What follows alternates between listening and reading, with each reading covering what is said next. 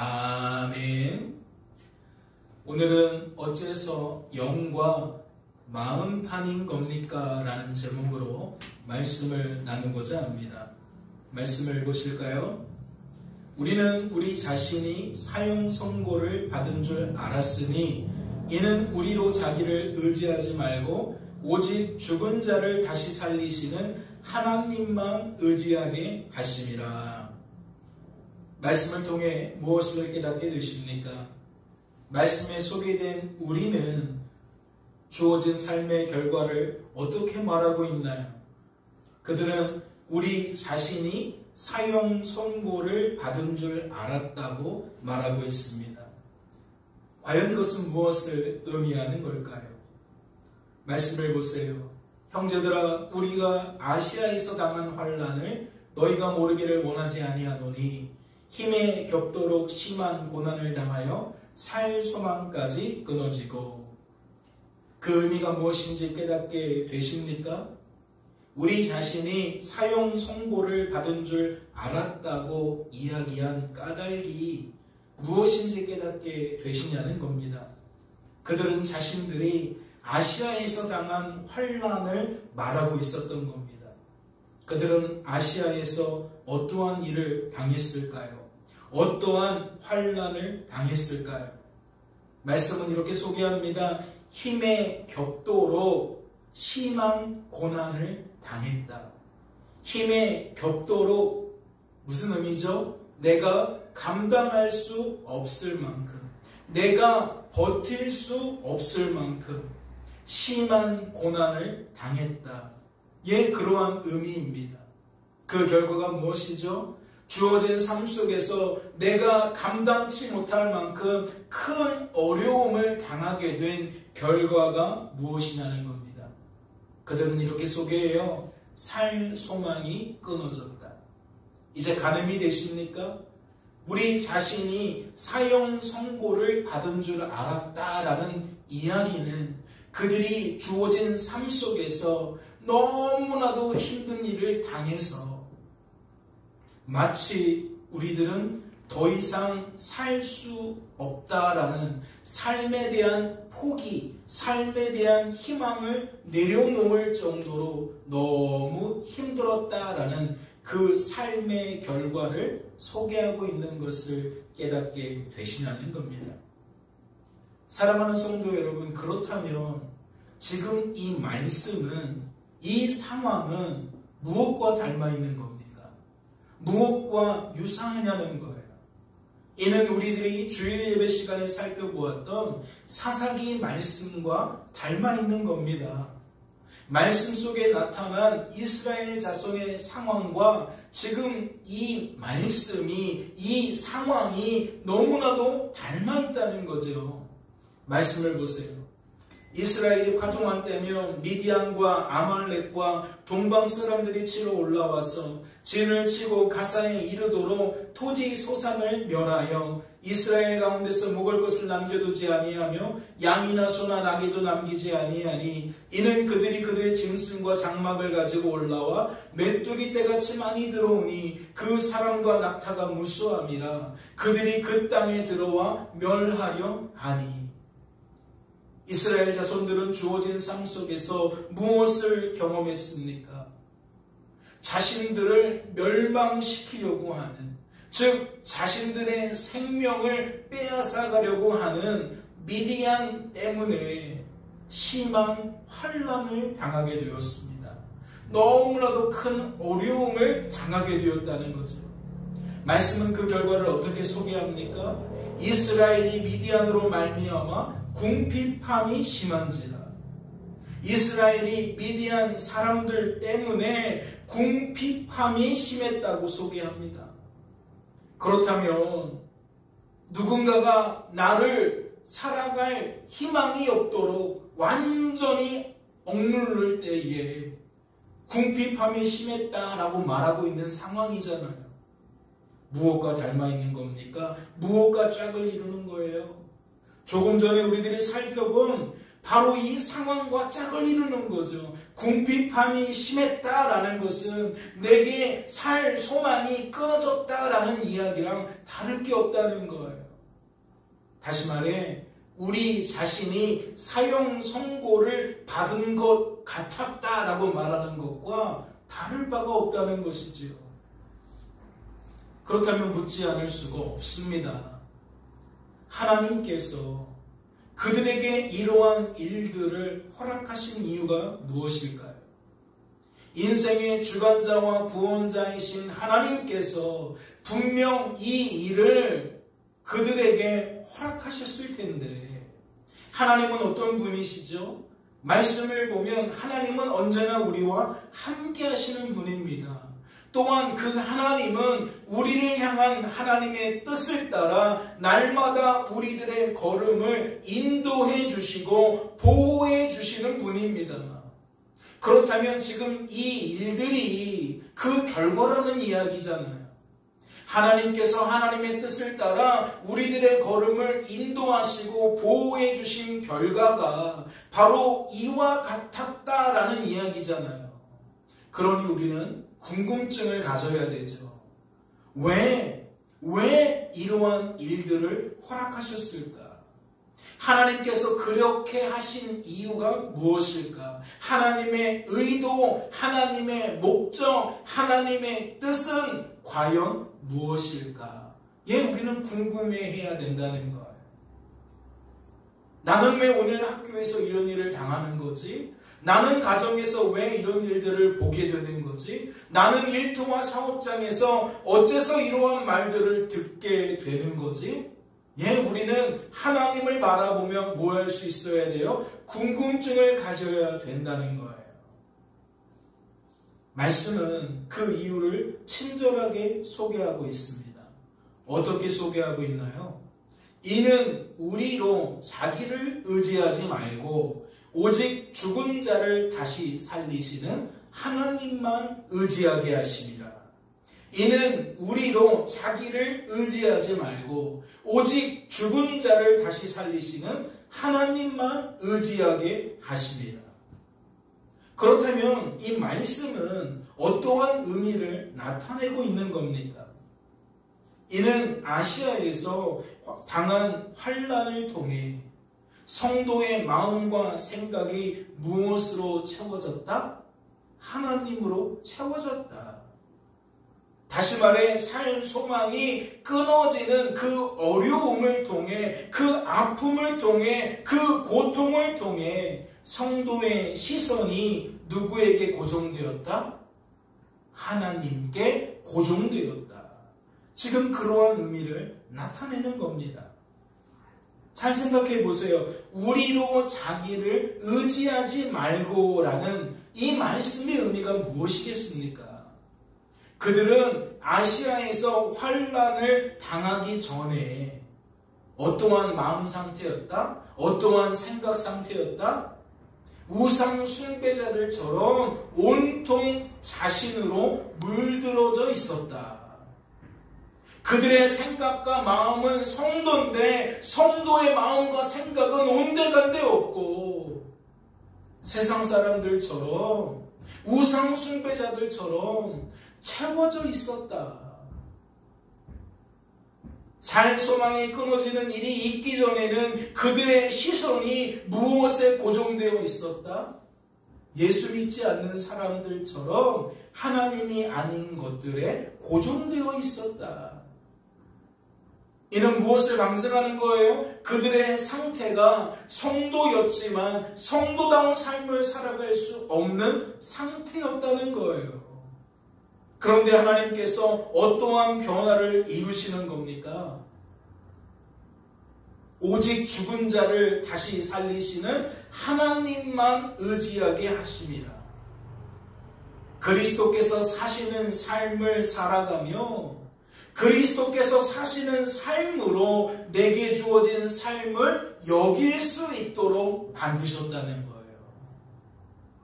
학생이 공부할 때에 겪게 되는 다양한 일들을 통해 하나님이 역사하시면 어떠한 생각과 마음이 채워진다? 하나님으로 채워진다. 어떠한 시선의 변화가 나타난다? 하나님께 고정되는 시선의 변화가 나타난다. 부모가 자녀를 기르면서 직장 생활을 하면서 우리들은 다양한 일들을 통해 하나님 역사하시며 어떠한 변화가 나타난다? 그리스도께서 사시는 삶이 그리스도께서 사시는 삶으로 여겨지는 변화가 나타난다. 이는 풀어서 설명을 드리면 어떻게 이야기할 수 있을까요? 하나님께서 하신 일을 하나님께서 하신 일로 여기게 만드셨다는 거예요. 하나님은 학교에서도 다양한 일들을 하시고 가정에서도 다양한 일들을 하시고 일터와 사업장에서도 다양한 일들을 하시는데 내가 사는 것처럼 여기는 대부분의 사람들은 내가 한 일로 여길 때가 많아요. 사람이 한 일로 여길 때가 많다는 거죠. 그런데 하나님이 어떠한 변화를 이루시느냐? 하나님께서 하신 일을 하나님께서 하신 일로 여기는 변화를 만드신다는 거예요. 그러면 그것이 전부일까요? 하나님께서 하신 일을 하나님께서 하신 일로 여기게 되면 무엇이 따라오는 겁니까? 하나님께서 하실 일을 하나님께서 하실 일로 여기게 되는 겁니다. 그래서 변화는 궁극적으로 시선의 변화가 나타난다는 거예요. 아, 내가 그동안 공부하면서 지냈던 모든 과정들 내가 스스로 노력하고 힘쓰고 애써서 된 게 아니라 하나님 때문에 가능했던 것이구나 라고 여겨지는 순간 이제 오늘부터 무슨 변화가 나타난다? 공부하면서 하나님을 바라보는 변화가 나타난다. 일하면서 하나님을 바라보는, 자녀를 기르면서 하나님을 바라보는 그러한 변화가 나타난다. 다시 설명을 드려요. 하나님께서 하신 일들이 하신 일들로 여겨지는 순간 하나님께서 하실 일들이 하실 일들로 여겨진다는 거예요. 그러니까 마음과 생각이 달라지는 거죠. 이 바라보는 시선의 방향이, 시선의 초점이 달라지는 거예요. 그렇다면 이 또한 무엇과 닮아 있는 겁니까? 사사기 말씀에 소개된 이스라엘 자손의 그 상황과 닮아 있는 거죠. 마음과 생각이 하나님 때문에 온통 하나님으로 채워지게 된 이스라엘 자손은 어떻게 반응했습니까? 시선이 오직 하나님께 고정되었던 이스라엘 자손이 주어진 삶 속에서 어떠한 변화를 나타냈냐는 거예요. 그들은 여호와께 부르짖었습니다. 여호와께 부르짖었어요. 무엇을 방증한다는 거죠? 마음과 생각이 달라졌다는 거죠. 시선이 달라졌다는 거죠. 그러니까 그 전에는 하나님이 아닌 것을 통해 풀어보려고 했는데 이제는 뭐 하게 되는 거예요? 오직 하나님만 의지하게 되었다는 거예요. 또 무엇이 닮아 있습니까? 이스라엘 자손이 나의 나됨이 무엇인지 밝히 깨닫게 된 것과 닮아 있습니다. 자기를 의지하지 않고 하나님만 의지했다라는 것은 내가 의지의 대상이 아니라는 것을 깨달은 거예요. 나는 악하고 약하고 무능한 존재라는 것을 깨달았다는 거죠. 그러니까 이 둘은 닮아 있는 거예요. 또 무엇이 닮아 있는 겁니까? 이스라엘 자손이 그러한 우리들을 친히 구원하시고 회복시키시고 성도답게 만들어주시는 하나님의 하나님 되심을 깨닫게 된 것과 닮아 있는 겁니다. 자기를 의지하지 않고 오직 하나님만 의지했다라는 것은 이러한 내용들을 다 내포하고 있다는 거죠. 그렇다면 말씀을 보세요. 우리는 수많은 사람들처럼 하나님의 말씀을 혼잡하게 하지 아니하고 곧 순전함으로 하나님께 받은 것 같이 하나님 앞에서와 그리스도 안에서 말하노라. 과연 누가 주어진 삶을 혼잡하게 말하는 겁니까? 과연 누가 주어진 삶의 결과를 혼잡하게 말하냐는 거예요. 이는 다른 게 아니에요. 그리스도께서 사시는 삶을 여전히 내가 사는 삶으로 여기게 되는 사람들이 혼잡하게 말을 하는 겁니다. 주어진 삶을 혼잡하게 말한다는 거예요. 주어진 삶의 결과를 혼잡하게 말한다는 거죠. 이는 풀어보면 무슨 뜻이라 그랬죠? 하나님께서 하신 일을 내가 여기는 거예요. 내가 한 일로 여기는 거예요. 그러니까 말할 때 내가 한 일을 말하는 것처럼 말하는 거죠. 그러한 시선의 변화는 하나님께서 하실 일도 내가 할 일로 여기는 거예요. 그러니까 공부는 누가 하는 거예요? 내가 하는 거예요. 자녀는 누가 기르는 거예요? 부모가 기르는 거예요. 직장에 나가서 누가 돈을 버는 거예요? 내가 나가서 돈을 버는 거예요. 그러면 어떻게 말해요? 온통 내 이야기밖에 없는 거죠. 온통 내 이야기밖에 없는 거예요. 하나님께서 하신 일이 내가 한 일로 여겨지기에 하나님께서 하실 일도 내가 할 일로 여겨진다는 거죠. 그러니까 말할 때 순전하게 말할 수가 없는 거예요. 하나님께 받은 것 같이 말할 수가 없고 하나님 앞에서 말하는 것처럼 말할 수 없고 그리스도 안에서 말하는 것처럼 말할 수 없다는 거죠. 혼잡하게 말할 수밖에 없다는 겁니다. 그렇다면 본문 말씀을 보세요. 너희는 우리로 말미암아 나타난 그리스도의 편지니 이는 먹으로 쓴 것이 아니요 오직 살아계신 하나님의 영으로 쓴 것이며 또 돌판에 쓴 것이 아니요 오직 육의 마음판에 쓴 것이라. 말씀에 소개된 우리는 혼잡하게 말하고 있습니까? 순전하게 말하고 있습니까? 이렇게 질문을 바꾸어 볼까요? 여러분은 말씀에 소개된 우리가 혼잡하게 말하는 것처럼 여겨집니까? 순전하게 말하는 것처럼 여겨집니까? 이는 무엇을 여쭙는 거죠? 우리로 말미암아라는 말씀의 의미가 어떻게 여겨지시는지 여쭙는 겁니다.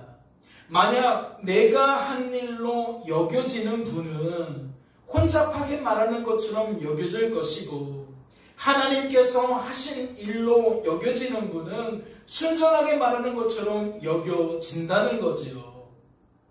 다시 말해 혼잡하게 말하는 것처럼 여겨지는 분은 이 말씀의 의미를 너희는 우리 때문에 그리스도의 편지가 되었다는 것으로 여겨진다는 것이고 순전하게 말하는 것처럼 여겨지는 분은 너희는 하나님께서 우리를 통해 그리스도의 편지가 되도록 만드셨다는 의미로 여겨진다는 겁니다. 다시 한번 여쭐게요. 말씀에 소개된 우리가 혼잡하게 말하고 있는 것처럼 여겨지십니까? 순전하게 말하고 있는 것처럼 여겨지십니까? 말씀을 보실까요? 우리가 무슨 일이든지 우리에게서 난 것 같이 스스로 만족할 것이 아니니 우리의 만족은 오직 하나님으로부터 나느니라. 오직 하나님으로부터 나느니라. 오직 하나님만 의지하게 함이라. 말씀을 통해 무엇을 깨닫게 되십니까? 말씀은 말씀에 소개된 우리가 순전하게 말하고 있다고 소개합니다. 다시 말해 말씀은 말씀에 소개된 우리가 하나님께서 하신 일을 하나님께서 하신 일로 말하고 있는 것으로 소개하고 있다는 것이지요. 따라서 말씀의 흐름상, 문맥상 우리로 말미암아라는 말씀은 어떠한 의미라 할 수 있습니까? 이는 내가 한 일을 말하려는 의미가 아니라 하나님께서 나를 통해 하신 일을 말하려는 의미인 것을 알 수 있습니다. 다시 말해 말씀에 담겨있는 하나님의 의도와 목적과 뜻은 그러한 뜻임을 나타내고 있다는 거지요. 그렇다면 또다시 묻지 않을 수가 없습니다. 말씀에 소개된 우리는 어째서 말씀에 소개된 너희를 향해 이와 같은 하나님의 의도와 목적과 뜻을 소개한 것일까요? 이런 질문을 드리는 겁니다. 왜 이런 말을 했을까요? 졸지 마! 라고 말하는 까닭은 뭐예요? 졸고 있기 때문이잖아요. 공부해! 라고 말하는 까닭은 무엇입니까? 공부하고 있지 않으니까잖아요. 이도 마찬가지입니다. 말씀에 소개된 우리가 너희를 향해 이와 같은 하나님의 의도와 목적과 뜻을 소개하고 있는 것은 그들이 그러한 삶을 살지 못했기 때문입니다.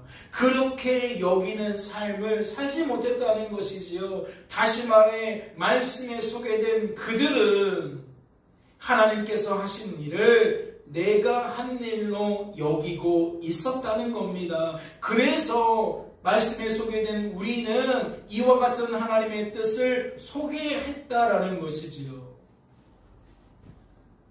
말씀은 이러한 저들의 이 일을 돕기 위해 무엇을 예로 삼고 있습니까?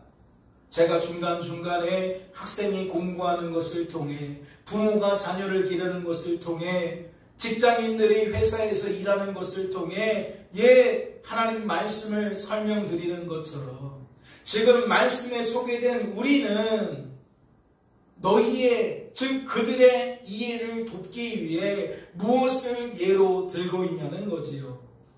말씀을 보니까 이는 먹으로 쓴 것이 아니요 오직 살아계신 하나님의 영으로 쓴 것이며 또 돌판에 쓴 것이 아니요 오직 육의 마음판에 쓴 것이라. 이는 무엇을 예로 삼고 있는 거죠? 이는 모세가 하나님께 받았던 십계명을 예로 삼고 있는 겁니다. 말씀을 보실까요? 지금 십계명의 내용이 출애굽기 20장 말씀에 소개가 되어져 있는데 저는 여러분에게 모든 말씀에 너는 이라는 것을 넣어서 읽어드리려고 합니다. 너는 나 외에는 다른 신들을 내게 두지 말라. 너를 위하여, 즉 너는 너를 위하여 새긴 우상을 만들지 말고 또 위로 하늘에 있는 것이나 아래로 땅에 있는 것이나 땅 아래 물속에 있는 것의 어떠한 형상도 만들지 말며 너는 그것들에게 절하지 말며 그것들을 섬기지 말라. 나의 하나님 여호와는 질투하는 하나님인즉 나를 미워하는 자의 죄를 갚되 아버지로부터 아들에게로 3, 4대까지 이르게 하거니와 나를 사랑하는 내 계명을 지키는 자에게는 1000대까지 은혜를 베푸느니라.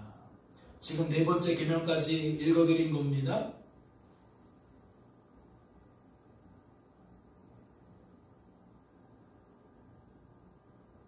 예, 12절부터 또 읽어드릴게요. 너는 내 부모를 공경하라. 그리하면 내 하나님 여호와가 내게 준 땅에서 내 생명이 길리라. 5번째 계명이에요. 너는 살인하지 말라. 너는 간음하지 말라. 너는 도둑질하지 말라. 너는 내 이웃에 대하여 거짓 증거하지 말라. 너는 내 이웃의 집을 탐내지 말라. 여러분, 모세가 하나님께 받은 십계명을 통해 여러분은 무엇을 깨닫게 되시나요? 제가 10가지 계명 중에 특별히 살인하지 말라, 간음하지 말라, 도둑질하지 말라라는 말씀을 띄워놓았습니다.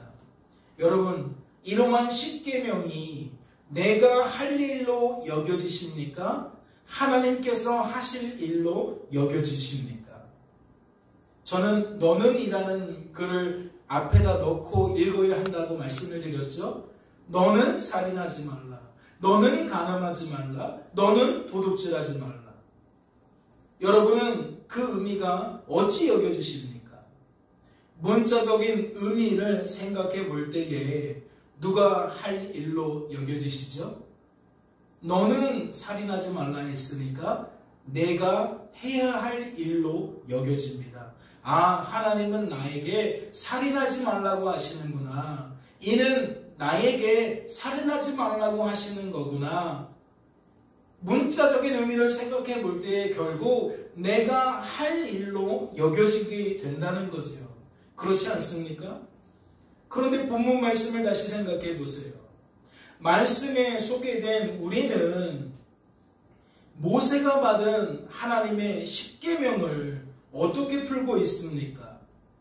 먹으로 쓴 것이 아니요 오직 살아계신 하나님의 영으로 쓴 것이며, 또 돌판에 쓴 것이 아니요 오직 육의 마음판에 쓴 것이라고 풀고 있습니다.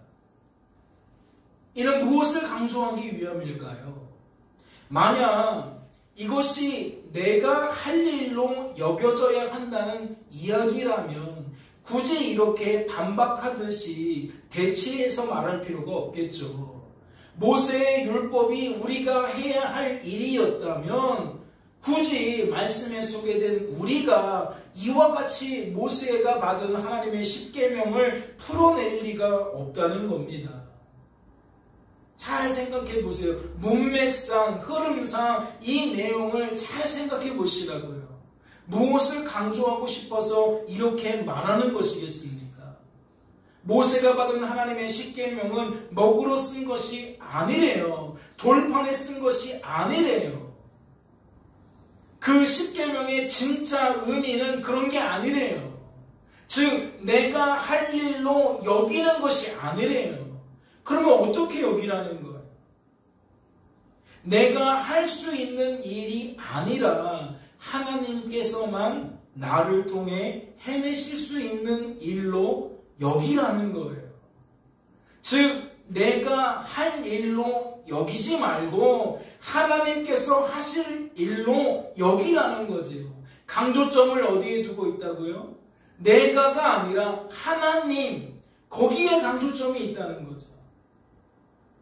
생각해 보세요. 모세가 하나님께 받은 십계명을 내가 할 일로 자연스럽게 여기고 있는 우리들이 십계명을 따라 주어진 삶 속에서 부모를 공경하게 되어지면, 살인을 하지 않게 되어지면, 도둑질을 하지 않게 되면 우리들이 과연 우리들의 입술로 어떻게 말할까요? 내가 해야 할 일을 내가 하게 된 것으로 말하게 될 겁니다. 다시 말해 내가 말씀에 순종한 것으로 우리들은 말하게 될 거라는 이야기이지요. 그렇다면 성도된 우리들이 우리 자신을 어떻게 여기게 된다는 겁니까? 사사기 말씀에 드러난 것처럼 악하고 약하고 무능한 존재로 나를 여기는 겁니까? 고린도후서 1장 9절 말씀에 나타난 것처럼 나를 악하고 약하고 무능한 존재로 여기는 것이냐는 거예요. 그렇지가 않죠. 악하고 약하고 무능한 존재라는 건 무슨 뜻입니까? 내가 십계명에 준하는 삶을 살 수 없다는 거예요. 부모를 공경하는 삶, 도둑질하지 않는 삶, 살인하지 않는 삶, 불가하다는 거죠. 그렇다면 지금 말씀을 뒤집고 사는 것과 똑같죠. 우리는 우리 자신을 그 반대의 존재로 여기는 삶을 살게 된다는 겁니다. 고린도후서 1장 9절 말씀에 빗대어서 설명하자면 우리들은 우리들 자신을 어떻게 여긴다는 거예요? 오직 하나님만 의지할 필요가 없는 존재로 여긴다는 거예요. 내가 할 수 있는 일은 내가 해도 된다. 내가 할 수 없는 일들만 하나님을 의지하면 된다. 즉 나는 무능한 존재가 아니라 무능한 부분도 있는 존재라는 거죠. 악한 존재가 아니라 악한 면도 있는 존재라는 거죠. 약한 존재가 아니라 약한 면도 있는 존재라는 거예요. 그러니까 악하지 않은 면이 있다는 것이고 약하지 않은 면이 있다는 것이고 무능하지 않은 면이 있다는 것이지요. 그러니 우리들은 내가 할 일로 여겨야 된다는 이야기가 되는 겁니다. 내가 할 수 있는 일들은 내가 해야 되는 일로 그렇게 여긴다는 거지요. 그렇다면 그 결과가 무엇인 겁니까? 바로 그 결과가 오늘 말씀에 소개된 것처럼 자기를 의지하게 되는 겁니다. 내가 할 수 있는 면을 주목하다 보니까 악하지 않고 약하지 않고 무능하지 않은 그 면모를 주목하다 보니까 우리는 무엇하는 삶을 살게 되느냐? 그러한 나를 의지하는 삶을 살게 된다는 거예요. 내 안에 계신 하나님을 바라보는 삶을 사는 것이 아니라 내 자신을 바라보는 삶을 산다는 거죠. 하나님보다 내 자신을 자랑하는 삶을 산다는 거예요. 나는 남들보다 성실하고, 나는 남들보다 겸손하고, 나는 남들보다 재능이 많고, 나는 남들보다. 그러니까 아무래도 말하다 보면 그러한 내 자신, 누군가의 모습, 우리는 아무렇지도 않게 아주 자연스럽게 말하게 된다는 거죠. 그렇다면 그러한 인생이 내게 주어진 삶의 결과를 어떻게 말하겠습니까? 순전하게 말하겠습니까? 혼잡하게 말하겠습니까? 예, 맞아요. 그래서 혼잡하게 말하는 겁니다. 나를 그런 존재로 여기기 때문에 우리는 자연스럽게 그렇게 말하게 된다는 거지요. 그리고 그것에 대하여 전혀 이상하게 생각하지 않는다는 겁니다. 그렇다면 다시 본문 말씀을 생각해 보세요.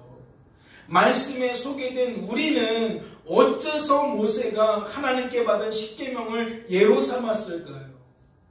이것이 말씀에 소개된 너희와 무관했을까요? 주어진 삶을, 그 결과를 혼잡하게 말할 수밖에 없었던 그들과 이것이 아무런 상관이 없었겠냐는 거예요. 예, 그렇지 않아요. 이건 무관하지 않은 겁니다.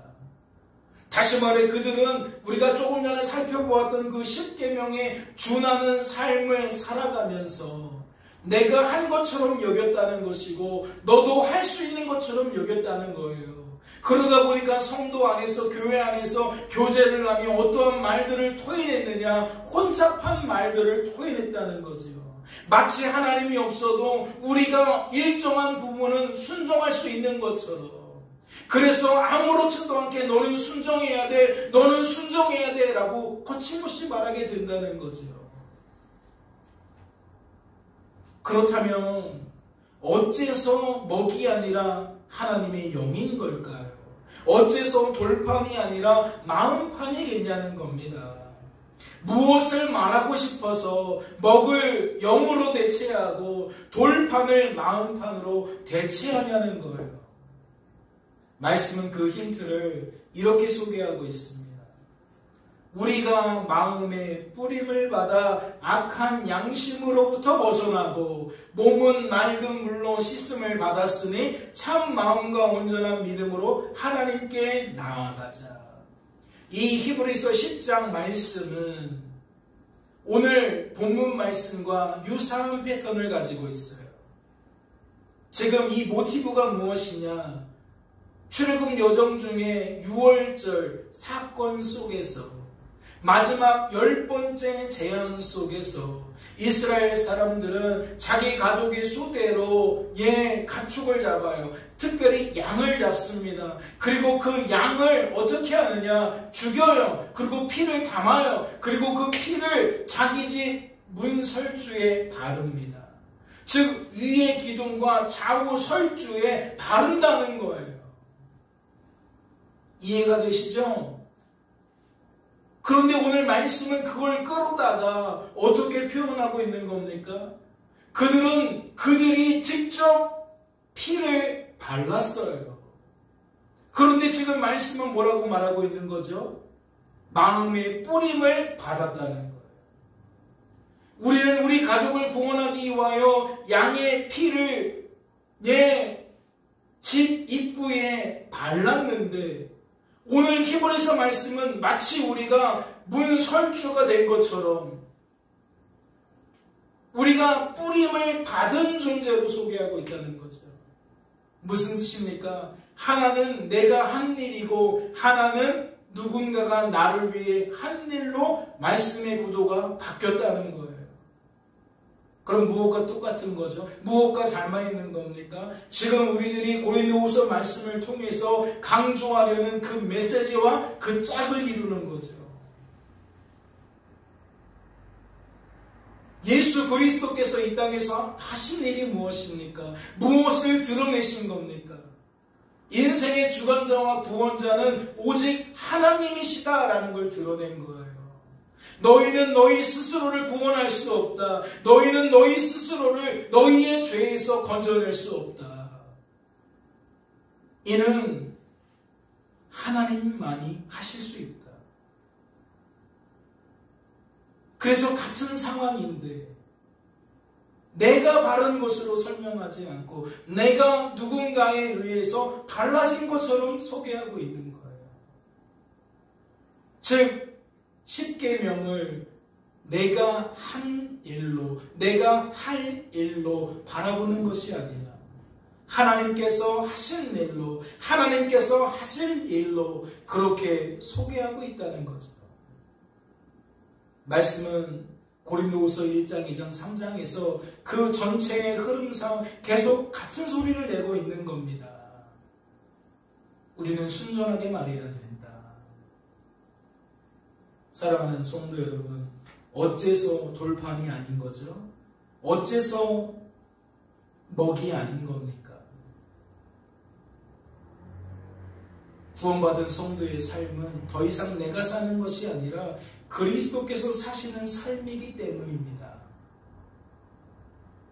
나라는 존재가 무엇인지, 내 안에 거하시는 이 살아서 역사하시는 하나님이 어떠한 존재인지, 어떠한 일들을 하시는 분인지 밝히 깨달아서 여러분의 마음과 생각이 그 하나님으로 더욱 차가워지시고 여러분의 시선이 오직 하나님께 고정되어지는 은혜가 있으시기를, 축복이 있으시기를 주님의 이름으로 소망합니다. 잠시 기도합니다. 하나님 아버지 감사합니다. 하나님께서 우리를 붙들어주지 않으시면 우리가 어떠한 오해와 착각 속에서 살아갈 수밖에 없는지 밝히 깨닫게 되어집니다. 주님, 우리를 사랑하셔서 오늘도 부르시고 하나님의 말씀을 통하여 우리의 마음과 생각 위에 하나님의 뜻을 아는 것으로 채워주시니 감사합니다. 남은 한 주간의 삶 속에서도 우리가 참말을 하게 하옵소서, 순전하게 말하게 하옵소서. 주께서 우리를 붙들어 주실 줄로 믿고 감사드리며 이 모든 말씀 우리를 죄에서 구원하신 예수님의 이름으로 기도하옵나이다. 아멘.